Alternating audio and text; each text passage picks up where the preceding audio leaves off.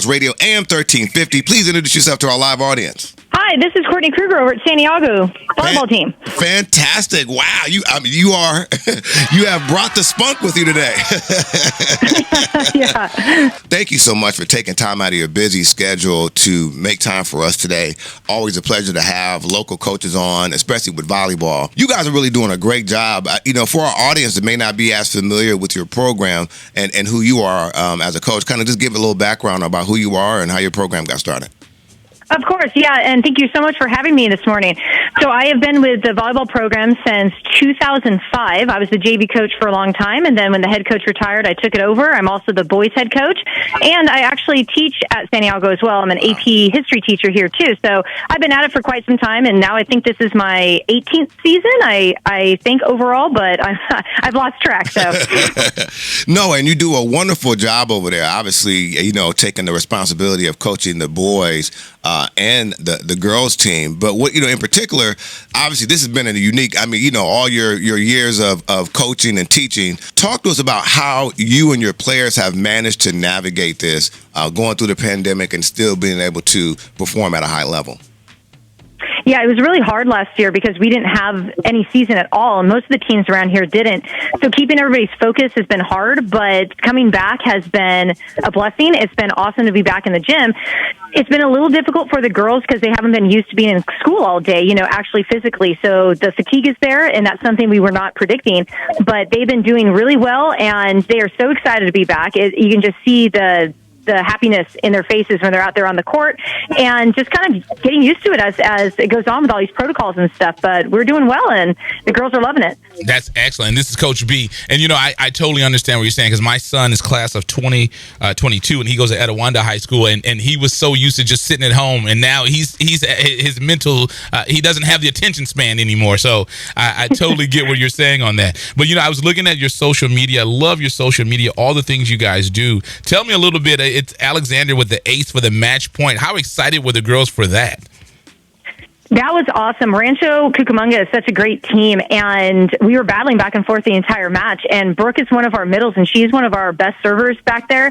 She goes on there. She got on a roll. We were actually up, I think it was 17-12 when we got the side out, and she started serving, and she went on a 7-point run, and it was awesome. And aces are one of those things in volleyball where it is super exciting because it takes the other team out of the whole point, and finishing on an ace is always great. So the whole team was just thrilled that we did that, and it was great to come away with a win. Absolutely. So what are you guys expecting for this season? I mean, like you said, you took down Rancho, which is a power in volleyball. What are your goals for this season? What are you guys looking to accomplish?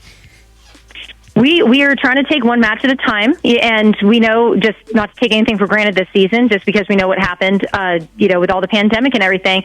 So our goal is one match at a time, just thinking forward what we want. Of course, we'd like to win league. Of course, we'd like to get deep in the playoffs and get a ring if we could. But we're trying to go, and we have Murrieta Valley next week and Paloma Valley and some tough matches. So we're just trying to focus on them, get ready for league, get ready for playoffs, and hopefully finish with a great record and possibly championship. Fantastic. I know you mentioned that a parent runs your social media. They are doing a wonderful job for you guys. Always keep us up to date. Who are some of the players that you have on there that we should be keeping an eye on? Obviously, you have a great team, but who are some of the special players that you have on there we should be keeping an eye out for? Yeah, that's a tough one. We have a lot of good girls this year, but we have three, I would say, right now. One is one of our seniors opposite. She's a lefty. She's actually already signed to UCLA for beach volleyball, but she wanted to do one more year of indoor. Jayla Shanks, she is awesome. She just pounds the ball left and right. She's doing great.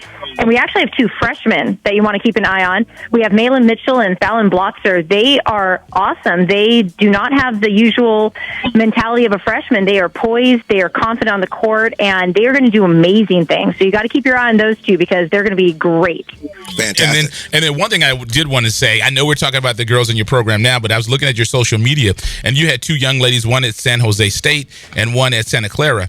How was that with the girls when you have two former players going against each other at the college level, but do your players say, hey, we can get to the next level? Is that exciting for your girls to see that, your current players? Absolutely. Absolutely, and I think nowadays the club scene is so big. Some teams and girls, I think, forget about high school volleyball and how good it can be too. And when our girls come in, knowing that we've had quite a few Division I players throughout, that we have Aaron Anderson at BYU, and so we have all these current players playing right now. So our girls come in and know that there's a chance they can play. It's not just Division I, Division II, Division III, NAIA. We have a bunch of players like that. So it gives them hope when they come in, and a lot of excitement that maybe they can play at that next level. Fantastic. I wanted to make sure that you had an opportunity to make sure you could get some shout outs. I don't know if it's some staff or that you want to recognize or what have you, but I know that, you have, to get to your level and to be as successful as you got, and I know that there's a support team. So I at least wanted to give you a moment to where you can make sure that you acknowledge them. Oh, for sure. Yeah, we have a lot. Our principal, Dr. Torres, he's awesome. Our AD, Steve Mitchell, is fantastic. He is such a supporter of all high school sports, especially girls sports. He's amazing. My whole coaching staff is so phenomenal. I've had them for years now. We've been together. Michelle Mins, my JV coach.